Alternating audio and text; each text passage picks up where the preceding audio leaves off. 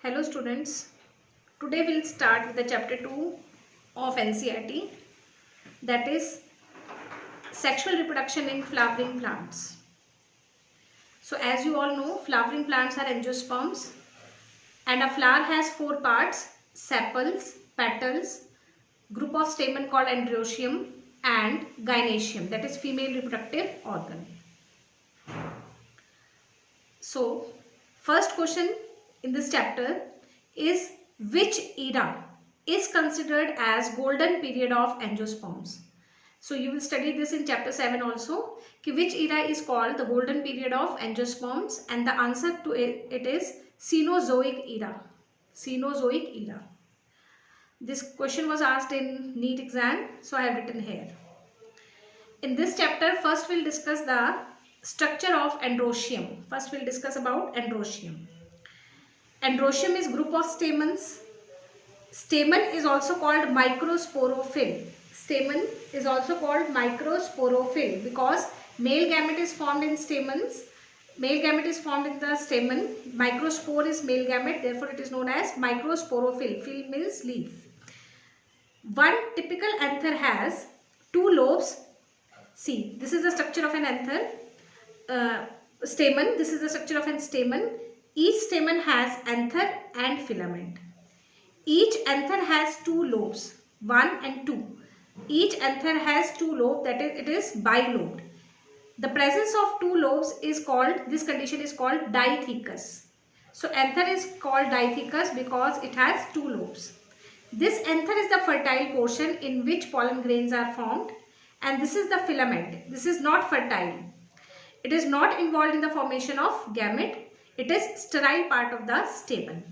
So stamen has two parts, anther and filament. Anther is fertile and filament is sterile. It is not involved in gamete formation.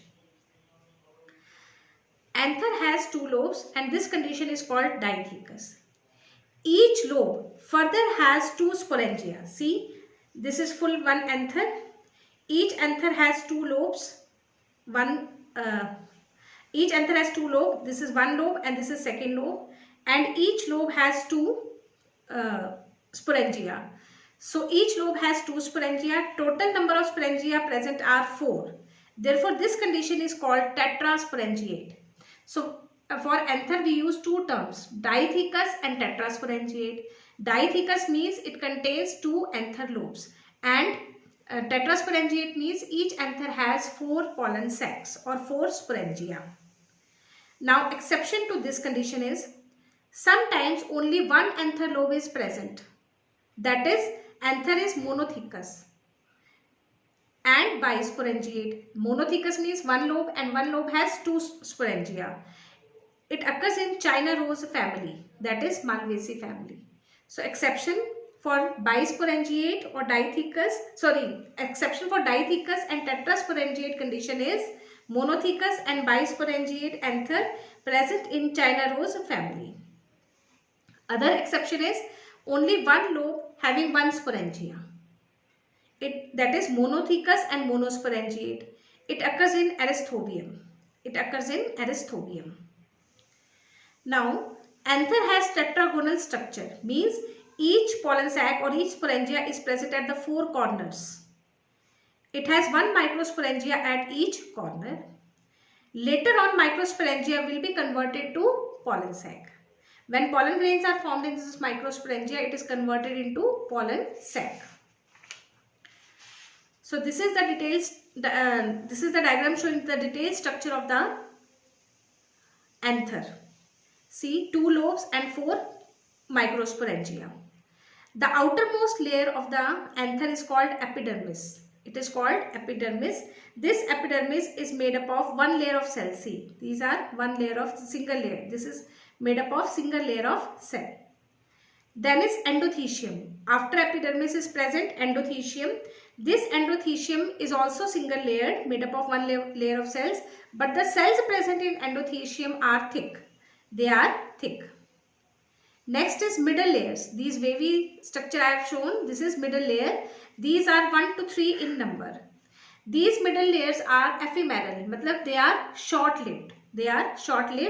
and last layer is this last size cells containing last layer. This is known as tapetum. This is known as tapetum. So each anther has 4 protective layers.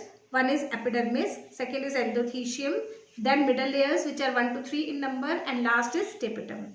The main function of tapetum is to provide nutrition to the developing pollen grain. Tapetum provides nutrition to the developing pollen grains. These are 4 microsporangia. This part is known as connective. This part is known as connective, and this part is known as stomium. Stomium, here the cells of epidermis and endothecium are thin. At the stomium, the cells of epidermis and endothecium are thin and they break from the line of dehiscence, and these cells break from the line of dehiscence, that is stomium, to liberate all the pollen grains. Inside the this microsporangia is present sporogenous cells or spore forming cells. The 2 lobes are separated from front part and joined at the back by connective tissue. So the 2 anther lobes are separated from the front and they are joined at the back to form by connective tissue. This connective tissue is sterile and it is supplied by xylem and phloem. This connective tissue is supplied by vascular strand, that is xylem and phloem, which provide food and water to the anther. Anther wall is made up of 4 layers. As I have already told you, anther wall is made up of 4 layers.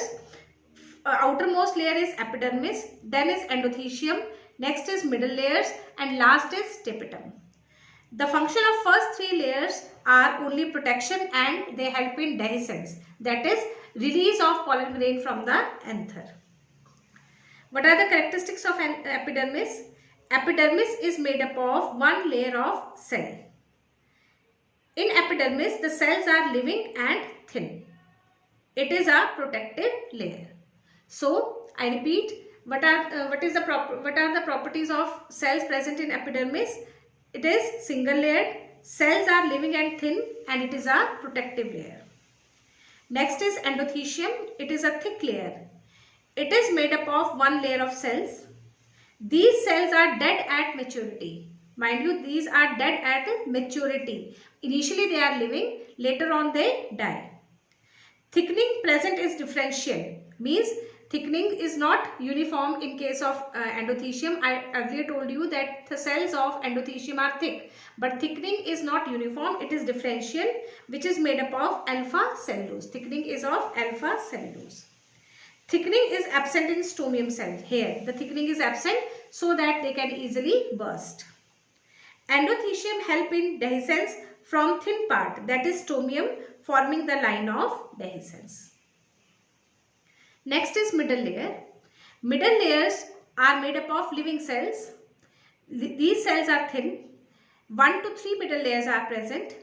These middle layers have reserve food which help in development of pollen grain. So main nutrition is provided by the 4th layer, that is tapetum, but middle layers are also helpful in providing the nutrition.